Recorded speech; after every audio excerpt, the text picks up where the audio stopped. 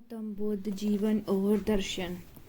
गृह त्याग। महाभिनिष्क्रमण। आज ही मुझे गृह त्याग करना चाहिए। इस प्रकार निश्चय कर शया पर से उतरे। द्वार के पास जा पूछा, कौन है? ड्योढ़ी में सिर रखकर सोए हुए छत्र ने बताया, आर्यपुत्र, मैं छंदक हूँ। मैं आज महाभिनिष्क्रमण करना चाहता हूँ। मेरे लिए एक घोड़ा तैयार करो। अच्छा देव, क्या? उसने घोड़े का साज संभाल ले। घोड़सार में जा सुगंधित तेल के जलते प्रतिदीपकों के प्रकाश में सुभूषित वितान तले सुंदर जगह पर खड़े अश्वराज कंथक को देखकर आज मुझे इसे ही तैयार करना चाहिए सोच कंथक को ही तैयार किया। सज्जित होते समय कंथक ने सोचा, आज ही तैयारी बहुत कसी हुई है। अन्य दिनों में उद्यान क्रीड़ा आदि की तैयारी जैसी तैयारी नहीं है। आज मेरे आर्यपुत्र महाभिनिष्क्रमण की इच्छुक होंगे। इसलिए खुश होकर जोर से हिनहिनाया। वह शब्द पूरे नगर में फैल गया, लेकिन देवताओं ने उस शब्द को रोककर किसी को ना सुनने दिया। बोधिस्थ छंदक को भेज पुत्र को देखने की कामना से आप आसन त्याग राहुल माता के वास स्थान की तरफ गए। वहां शयनागार का द्वार खोला। उस समय सर के भीतर सुगंधित तेल प्रदीप जल रहा था। राहुल माता बुलंद चमेली आदि के अमन पर पुष्पों से सजी शैया पर पुत्र के मस्तक पर हाथ रखे सो रही थी। बोधिस्थ ने देहली में पांव रख खड़े खड़े देख सोचा, यदि मैं देवी के हाथ के हटाकर अपने पुत्र को ग्रहण करूंगा तो देवी जाग उठेंगी। इस तरह मेरे गमन में बाधा होगी। बुद्ध होने के पश्चात ही आकर पुत्र को देखूंगा। महल से उतर आए। जाट कष्ट कथा में जो उस समय राहुल कुमार 1 सप्ताह के थे कहा है, वह दूसरी 8 कथाओं में नहीं है। इसलिए यह सोचना चाहिए। इस प्रकार बोधिस्थ महल से उतर कर घोड़े के निकट जा उन्होंने कहा, तात कंथक, आज तू मुझे 1 रात पार कर दे। मैं तेरी मदद से बुद्ध होकर देवताओं सहित सारे लोक को पार उतरूंगा। फिर कूद कर कंथक की पीठ पर सवार हुए। कंथक गर्दन से लेकर पूंछ तक उठा रहा, हाथ लंबा, उसकी तरह महाकाय बल वेग संपन्न, धूले शंख समान सर्वश्वेत वर्ण का था। यदि वह हिनहिनाता अथवा पैर पटकता तो सारे नगर में फैल जाता। इसलिए देवताओं ने अपने प्रताप से ऐसा किया जिसे उस शब्द को कोई ना सुने। उन्होंने हिनहिनाने के शब्द को रोक लिया और जहाँ जहाँ घोड़ा पांव रखता गया वहाँ वहाँ अपनी हथेलियाँ रख दी। बोधिस्थ सर्वश्रेष्ठ घोड़े की पीठ पर सवार हो छंदक को उसकी पूंछ पकड़ना अर्धरात्रि काल महाद्वार के समीप पहुँचे। उस वक्त राजा ने ये सोचा कि कहीं बोधिस्थ जिस किसी समय नगर द्वार को खोल कर बाहर ना निकल जाए। दरवाजे को दोनों कपटों में से प्रत्येक को 1000 मनुष्य द्वारा खोलने योग्य बनवाया था। बोधिस्थ महाबल संपन्न हाथी की गणना अनुसार 10 अरब हाथियों के बल को धारण करते थे। वह पुरुष की गणना से 1 खर्ब पुरुषों का बल। उन्होंने सोचा, यदि दरवाजा न खुला तो आज मैं कंथक की पीठ पर बैठे उसकी पूंछ पकड़कर लटके छंदक के साथ ही घोड़े को जांग से दबा 18 हाथ ऊंचे प्रकार को कूद कर पार करूंगा। छंदक ने भी सोचा, अगर द्वार न खुला तो मैं आर्यपुत्र को कंधे पर बैठा कंथक को दाहिनी हाथ में बगल में दबा प्रकार लांग जाऊंगा। कंथक ने सोचा, अगर द्वार नहीं खुला तो मैं अपने स्वामी को उस प्रकार पीठ पर बैठे ही पूंछ पकड़कर लटकते छंदक के साथ ही प्रकार को लांग जाऊंगा। यदि दरवाजा न खुलता तो तीनों में से प्रत्येक सोचे अनुसार करता। लेकिन द्वार में रहने वाले देवता ने दरवाजा खोल दिया। उस समय बोधिस्थ को लौटने की इच्छा से आकाश में खड़े हो मार ने कहा, मार्श मत निकलो। आज से 7वें दिन तुम्हारे लिए चक्र रत्न प्रकट होगा। 2000 छोटे द्वीपों के साथ 4 महाद्वीपों पर राज्य करोगे। लोटा महाश, तुम कौन हो? मैं वशवर्ती मार हूँ। मार, मैं भी जानता हूँ कि मेरे लिए चक्र रत्न प्रकट होगा, किंतु मुझे राज्य से प्रयोजन नहीं। मैं शास्त्रिक लोक धातुओं को निनादित कर दूंगा, बुद्ध बनूंगा।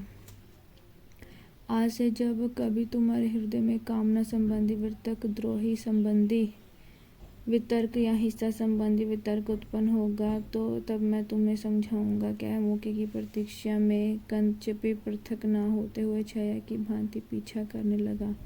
बोधिस्थ हाथ में आए चक्रवर्ती राज्य के प्रति अपेक्षा रहित हो उसे लोष्टवत त्याग आषाढ़ की पूर्णिमा को उत्तराषाढ़ नक्षत्र में निकले।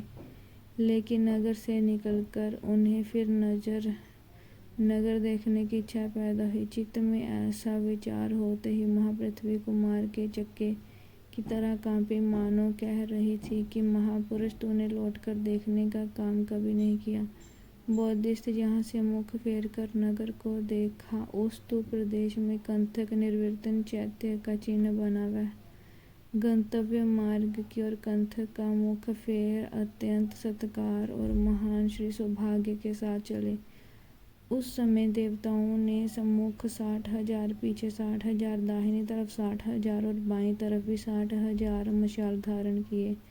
दूसरे देवताओं ने चक्र वालों के द्वार समूह पर मशालों का उलंकाओं को धारण किया और भी दूसरे देवताओं तथा नाग स्वर्ण आदि के दिव्य गंध माला चूर्ण धूप से पूजा करते परिजात पुष्प, मंदार पुष्प घने बादलों की दृष्टि के समय बरसाती धाराओं की भांति आकाश आच्छादित हो गया। उस समय दिव्य संगीत हो रहे थे।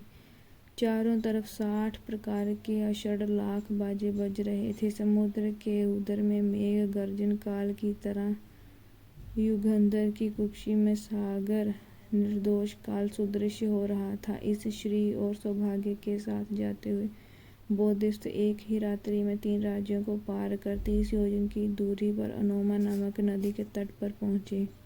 क्या घोड़ा 30 योजन से अधिक ना जा सका? नहीं, ना जा सका। वह अश्व एक चक्रपाल के अंदर निर्मित वृत्त पृथ्वी पर खड़े चक्रवात सममर्दित करे कोने कोने पर घूमकर सवेरे के भोजन समय से पूर्व लौटकर अपने लिए तैयार किया गया भोजन ग्रहण कर सकता था। किंतु उस समय आकाश मार्ग में स्थित देव, नाग, गरुड़ आदि द्वारा बरसाए गए गंधमाला आदि से जांग तक ढका हुआ था। शरीर निकलते निकलते गंधमाला के जाल तो हटाते काफी देर हो गई, इसलिए केवल 30 योजन तक ही पहुंच सका। गौतम का संन्यास। तब बोधिस्थ के नदी के तट पर खड़े हो छंदक से पूछा, इस नदी का क्या नाम है? देव, अनोमा है। हमारी भी प्रवज्ञा अनोमा होगी। एड़ी से रगड़कर घोड़े की इशारा किया। घोड़ा छलांग मारकर 8 श्रृंग चौड़ी नदी को दूसरे किनारे पर खड़ा हुआ। बोधिस्थ ने घोड़े की पीठ से उतरकर रुपहले रेशम जैसी बालू का तट पर खड़े होकर छंदक को कहा, सौम्य छंदक, तू मेरे आभूषणों तथा कंठक को लेकर जा, मैं प्रवज्जित होऊंगा। देव, मैं प्रवज्जित होऊंगा, मुझे प्रवज्ञा नहीं मिल सकती, लौट जा, 3 बार कहकर बोधिस्थ उसे आभरण और कंठक सौंप सोच पड़ गया। ये मेरे केश रमण भाव के योग्य नहीं और बोधिस्थ ने केश काटने योग्य दूसरा कोई नहीं, इसलिए स्वयं ही खड्ग से इन्हें काट दूंगा। दाहिने हाथ में तलवार ले बाएं हाथ से मोर सहित जूड़े को काट दिया। केश सिर्फ 2 उंगली के होकर दाहिनी तरफ से घूमकर सिरक में चिपक गए।